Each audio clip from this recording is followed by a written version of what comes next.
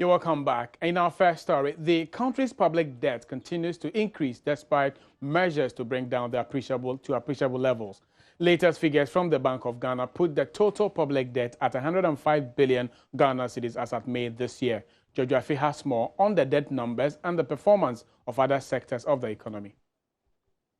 Bank of Ghana's report covering data on economic and financial issues about the country up to July this year shows that in about 5 months, government has added 5 billion Ghana cedis to the country's debt stock. Loans secured from outside the country accounted for about 62 billion cedis, whilst domestic debt was about 43 billion Ghana cedis. The report, however, shows that when it comes to the public debt in relation to Ghana's GDP, there appears to be some reduction. For instance, in December last year, the debt-to-GDP ratio was 72%. However, it has reduced to about 66% as at May this year. Some are attributing this to the recent expansion of the economy. But government, on the other hand, has maintained that it is rather due to its policies aimed at reducing the public debt. The data also show that the country, as at June this year, earned almost $8 billion from the exports of gold, cocoa, and crude oil. The precious metal brought in about $2.8 billion in earnings. $2.3 billion came from cocoa, whilst earnings from crude oil was just about $620 million. This was mainly attributed to declining prices of crude oil, according to some economists. However, on the reverse side, the country spent about $1.4 billion to finance its imports, compared to the $5 billion earned from exports. The country's international reserves appears to be declining, as it has reduced from almost $6 billion as at December last year to $5.1 billion as at June this year. On the Ghana cedi, the Bank of Ghana is putting its year-to-date depreciation at 3.7%. The data also showed that after recording some marginal stability in April, the cedi has started depreciating again.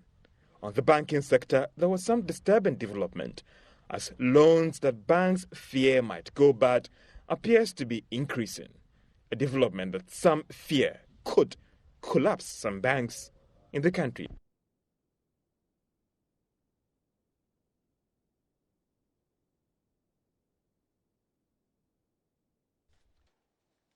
Now, our main story today, the Monetary Policy Committee of the Bank of Ghana has kept its lending rate unchanged again. The committee left the policy rate at 26%. This is about the third time since November last year that the rate has been maintained. Speaking at a news conference a while ago, Governor Abdul Nasir Ishaqu noted that the threat to the economy was not that bad in terms of its outlook. And we do have George Wiafi here, my colleague, who was there and witnessed almost everything and actually come through with a lot here. George, you're welcome to the market. Thank you so much, John, exactly. and have a very good afternoon. Good afternoon to you, George. Actually, what exactly happened? Why is it that they had to maintain the rate for almost about the third time running? Well, most of the thing, or the Bank of Ghana would often look at the general price levels of goods and services in the coming months and whether they can use this tool to control the amount of Ghana cedis in circulation. Exactly. So from the Bank of Ghana's own outlook or research in terms of inflation and economic growth, they don't think that there is much threats in terms of, let's say, literally more cedis chasing few goods, or few goods chasing more cedis, and therefore they decided to keep the rate at 26%, but they are still observant. And the argument is that even though they are of the view that the outlook is favorable, it will still depend on utility prices, petroleum prices, as well as transport fares remaining constant. If they change, then it looks like it might not work in terms of their forecast. So they believe that things are not that bad, and that is why they decided to keep the rate. A key lending rate that they actually lend to commercial banks, which some might say it goes a long way to impact on the cost of borrowing in the country. Exactly. Some economists were also looking at it from this perspective. I don't know whether it came up there to the fact that we are in an election year, and as such, naturally, some more money, as you put it, will be chasing some few goods coming very soon, almost about 4 months to go, and therefore they think that the central bank should maintain the policy rate so that in the event things do go this way, then they are seen as being proactive. Did they come up there? That was more of an assumption, John, if you look at, because again, the data that the Bank of Ghana releases ahead of this meeting, it shows that their quest to control the amount of Ghana cedis in circulation, they are actually working. So you could see that in terms of money supply, it's going on. Liquidity is very, very, very tight. So if those policies were not working, then you want to just rely on just the policy rate to check it. But it appears, if the numbers are right, John, and what I'm seeing, it looks like those measures that the Bank of Ghana is putting in place to control the amount of Ghana cedis in circulation, they are working. So the policy rate is just complementing other measures that the Bank of Ghana is doing to try and check the amount of cedi in circulation. That is why they thought that let's hold the rate at 26%. Even if you do some calculations, some will say we even round up to about the fourth time since November 2015. But how about those, this is just by the by, but how about those who say, fine, keeping a monetary policy target by using these kind of measures isn't enough, but rather they should look at some microeconomic indicators such as transport fares and others, such as agriculture and the food inflation and others to make sure our city stabilize and other macroeconomic numbers also get to stabilize. How about that? Did they come up? Apart from what they do right now, did they look at any other thing apart from the inflation? The Bank of Ghana would always maintain that their space is with the monetary space, let me use that word. But they are trying their best to coordinate and collaborate with the ministry to deal on the fiscal front. But if it comes to the circulation of local currencies, they believe that they have done their best or their bit or the maximum they can do. It's also on the part of the executive arm of government to complement their efforts by ensuring that they check their expenditure and other things which will impact on the amount of cedis in circulation. So for the Bank of Ghana, those things are out of their space. What is within their space, they are doing their best to check the amount of cedis in circulation. And if the numbers are true, there's always been this argument about inflation reducing, and some will say, "Na inflation ye bidi," because the argument is that they don't feel that in their pocket. But the Bank of Ghana is saying that if we restrict ourselves to our numbers, the numbers are good. And in the short to medium term, we'll feel the impact. So it's more of we live to see whether they are working or not. Indeed, that's a catchphrase. We live to see. Thank you very much, George, for passing through here on the market. As always, it's good to be on the marketplace. It's always good. This is where you belong, George. And that's George Wiafe, my colleague, who was there at the central bank and monitored events there. Now, earlier, economics Dr. Eric Osei-Sibe predicted a maintenance of the rate. Let's hear what he had to say. So run, and we've had inflation falling, though marginally, but it's been declining. We've had some relative stability in the exchange rates, which is quite good. So putting all this together and also looking at the fact that US, the tapering off, we didn't have the kind of tapering off that we're expecting. There's rather more quantitative easing in the US market, which means that it's going to give some kind of strength to our currency here. I do not expect too much of inflation pressures going forward, and I think that high time the central bank complements some of these developments with a reduction so that we can have the lending rates and other interest rates also coming down. I think it's very significant, particularly for the private sector.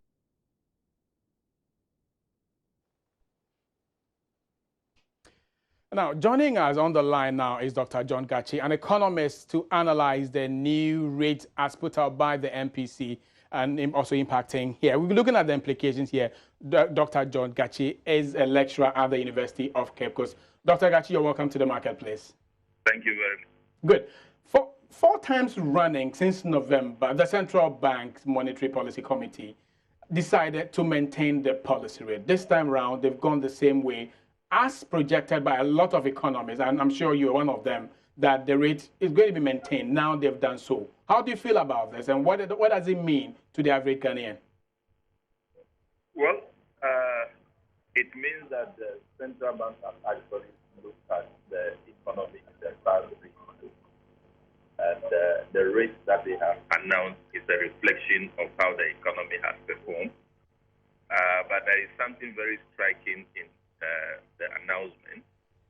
it seems to me that the policies that the central bank has put in place in the past 6 months, to me, has actually worked.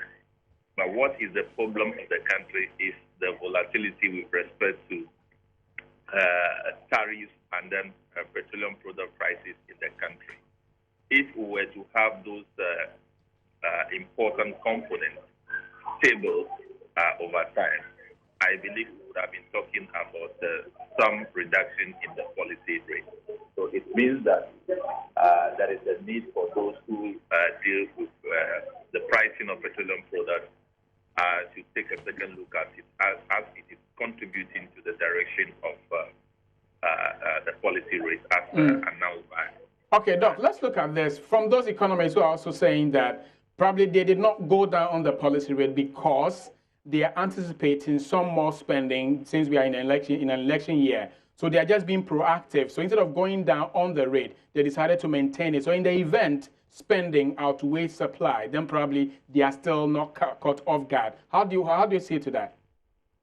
Well, since that was not expressed, I wouldn't like to comment on that. I would like to comment on the things that they have actually expressed. The thing that they expressed, in my opinion, actually borders on the issue of the risk expectation with supply of energy. That is still there, so that has been captured in their thinking. The expectation of future changes in the petroleum product price is not very clear, so that is also a risk that they have actually considered in coming out with the rates that they have announced. Okay. So maintaining the policy rate actually calms the system. It is better than increasing the policy rate. Though I take the position that we have reached a policy rate peak. The only thing which we expect now is some marginal reduction in policy rate. Okay. Okay, Doc, let's look at some implications. Let's go to the banks where you and I do save our money. We take our loans from, and the implication of these this policy rate on that. Now, tell us, what does it mean when I get to the bank, probably let's say going for a loan? What does it mean for the person the borrower at the bank, the one who invests on the Ghana Stock Exchange, the one who invests in bonds and other in the fixed income market? How does it come across to these people? Well, let me take the fixed income market, for example. Well, the fixed income market relates very much with the interest rate. So people will continue to invest in the fixed income market because of the assurance of payment of their capital and the interest on it. The interest is good. They will continue to invest there. But that is also affecting the stock market because there is somehow inverse relationship between interest rate performance and the stock market. So that is where there is a need to quickly work on the interest rate regime to a certain minimum that would give a space for the stock market to also perform the way it used to perform. But if you go to the bank today, I do not think that there will be any change in the lending rate. If there will be any change in the lending rate, it is not because of the maintaining the policy rate. It could be because of the cost of funds and other factors that relate in a peculiar way to specific financial institutions. Okay. We thank you very much, Dr. John Gachi there from the University of Cape Coast. Now, giving us some perspective in today's monetary policy rate that just came out, maintaining it, the implication of it when you get to the bank and also here in our pockets. Now, moving on here on the marketplace, government is advancing strategies to improve commercial agriculture as part of initiatives to transform the economy. Agri sector's contribution to GDP has declined over the years, with the services sector overtaking agri as the highest contributor. In a bid to restore this status, the sector ministry is exploring ways of improving the investment climate for agribusinesses and developing private-public partnership. Deputy Agri Minister Alhassan Ahmed Yakubu has been shedding more light on this as part of our run-up to the Joy Business Busy Talk on Agribusiness. The investor is not going to bring his money to put into any form of agricultural processing if the infrastructure is not really there. Infrastructure such as power, infrastructure such as roads, infrastructure such as irrigation infrastructure and so on. But I always say that the public sector investment in these very capital demanding infrastructure that we need cannot also be done alone by the public sector. The public sector doesn't have the entire wherewithal to do that. It has to partner the very private sector that has to do the investment as a form of partnership to get those pieces of infrastructure in place so that investment can take place. For instance, if you take the issue of roads, you can see clearly that at very high expense, government is borrowing money to build roads in cocoa-producing environments so that the cocoa beans can really be taken to the ports as quickly as possible to respond to demands by importing countries.